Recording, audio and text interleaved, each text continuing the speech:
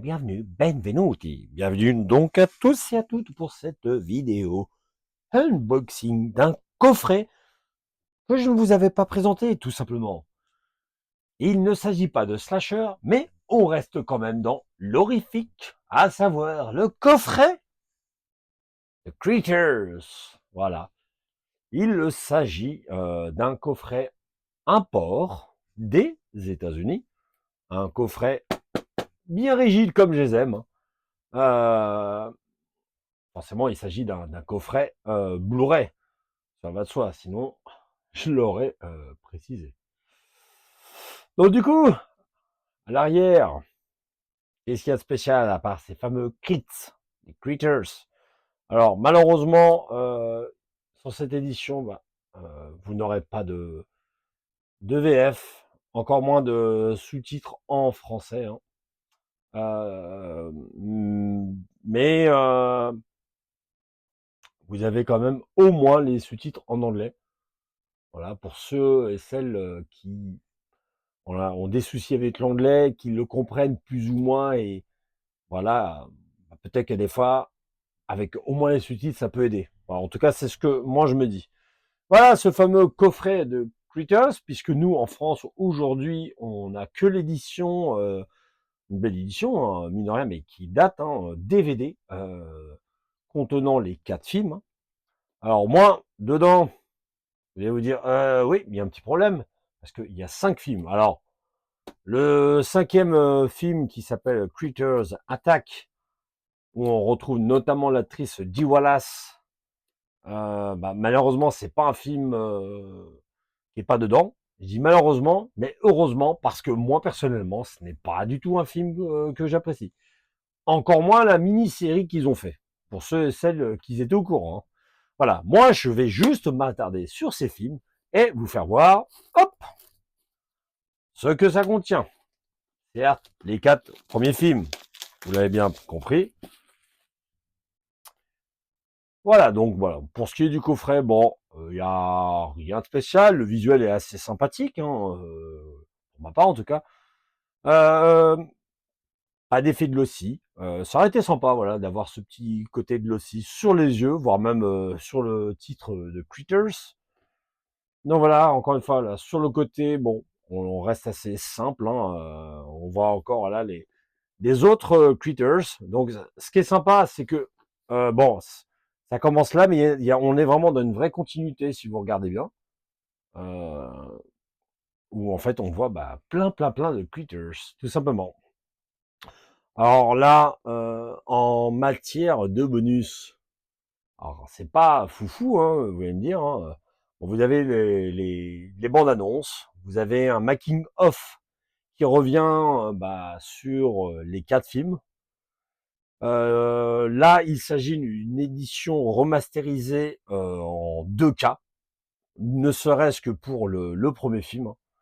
Et vous avez également d'autres bonus à l'intérieur. Bon, nous allons commencer dans un premier temps avec le premier film. Wouh, le premier Critters, avec ce visuel-là, qui n'a pas changé, heureusement, puisque c'est le visuel d'origine, celui que j'ai connu en vidéoclub en VHS. Hein. Voilà, alors c'est un film que j'aime bien, voilà, il a un petit peu niais, quoi, ouais, ce petit côté niais, mais bon, il m'éclate, le film, voilà, bon. Notamment avec la partie avec les fameux chasseurs, hein. Voilà. La fameuse famille, bon, voilà, bon, elle est un peu trop criarde, dit Wallace dans le film, hein, mais elle est toujours aussi ravissante. Hein. Voilà. Comme je disais, voilà, il y a pas mal de petits bonus. Hein, bon, je sais pas si c'est la même chose pour les autres films. Voilà, on est sur du DTS mono, hélas. Bon, si c'est propre. À l'intérieur, avons-nous une petite surprise? Oui. Oui, je ne parle pas de la surprise de la galette, vous l'aurez compris, mais plutôt du visuel, puisqu'on a un autre visuel. Voilà. Bon. Personnellement, c'est je ne le mettrai pas. Je préfère garder mon visuel que j'ai connu à l'époque. Hein. Je sais pas ce que vous en pensez, mais moi, voilà. Au moins, voilà, c'est sympa. Voilà, quand on a des covers qui ont à l'arrière un côté recto verso avec deux visuels différents, ça reste quand même sympa, plutôt que d'avoir un truc tout blanc, tout simplement. Après, c'est ça n'engage que moi. Le deuxième film, Critters 2, l'épisode qui est vraiment le plus fun hein, pour moi de la saga, notamment avec la fameuse scène où ils se mettent tous en boule, c'est assez marrant. Voilà. On a aussi encore une fois divers bonus, hein, comme vous pouvez le voir. Hein. Alors, est-ce que, comme vous appréciez plus ce second film que le premier opus? N'hésitez pas à m'en dire un petit peu plus dans les commentaires. Peut-être que c'est les autres films que vous appréciez plus, hein. Qui sait? À l'intérieur, donc, on va retrouver forcément un autre visuel. Oui. Ah, là, c'est sympa quand même. La fameuse scène dont j'ai évoqué, voilà, lorsqu'ils sont en boule. C'est assez marrant, celle-là. Donc, mais, je pense quand même que je vais rester sur le, ah, je sais pas. Bon, je verrai ça. Ça se trouve, peut-être que je serai amené à changer le visuel. Hein.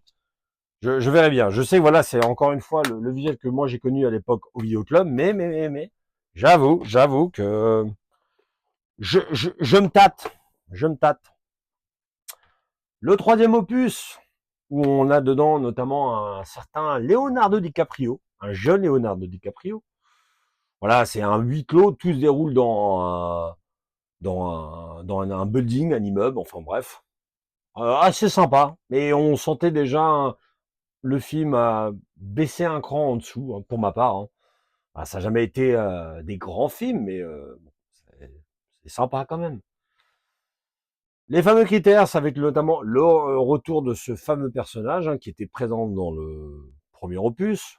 Encore une fois, on a aussi du coup des bonus, hein, making of et compagnie. Non, finalement, ils sont assez généreux en bonus, hein, sur la totalité des films, j'entends bien. Alors, qu'est-ce qu'on va avoir du coup comme visuel? Ah oui, oui, ça c'est également un visuel que du coup, je crois que j'ai connu en vidéoclub, ou alors peut-être à la vente. C'est un visuel qui me parle. Hein. Donc voilà, bon, c'est pas pour autant que ça me parle que ça veut dire que je vais le changer. Hein. En tout cas pour celui-ci. Autant pour le deuxième, je me tâte, comme je vous ai dit. Et enfin, le quatrième opus, qui est pour moi le plus faible de la saga. Vraiment, là on sent vraiment que on était vraiment du tout petit budget, le budget était vraiment très très serré, je pense. Mais, dans ce film, mine de rien, on a quand même un certain Brad Dourif qui y joue. Donc ça se passe essentiellement dans l'espace, hein, mais voilà, comme je vous dis, moi je suis pas du tout un grand fan de ce quatrième opus. Hein. Je l'ai pas revu depuis l'époque du coffret DVD de chez Metropolitan. Voilà, c'est dire. Hein. L'intérieur, oups là, ouais, ouais. Je sais pas ce que vous en pensez. Bon, il a le mérite d'être là encore une fois. Voilà, je veux pas faire le rabat-joie, mais je suis pas fan. Je pense que vous l'avez amplement compris. Je suis déjà arrivé au bout de cette vidéo. Juste, comme vous l'aurez compris, on est quand même sur quelque chose de qualité, sur un box vraiment bien rigide, comme j'apprécie. Je suis pas fan vraiment de certaines des éditions de films où ils proposent des fourreaux, mais tout fin, hein, c'est pas terrible. Mais bon, moi celui-ci, il est là, tout simplement. Il existe également une édition import en Espagne où il y a les Blu-ray du premier, deuxième, troisième, quatrième et je crois que le cinquième film est compris à l'intérieur. C'est une édition Steelbook. Alors je ne l'ai pas dans ma collection, mais si vous voulez l'acquérir, n'hésitez pas. Par contre, voilà, faudra oublier pour la VF et sous-titres en français. Mais bon, pour les amateurs de belles pièces, entre guillemets, des steelbooks et compagnie, je pense que certaines personnes qui me suivent doivent potentiellement être intéressées, à moins que vous l'avez déjà. Voilà, c'était donc une petite présentation unboxing de ce coffret The Creatures. J'espère que ça vous aura plu. N'hésitez pas à mettre le pouce, le commentaire. Et quant à moi, je vous dis donc à une prochaine. Ciao, ciao.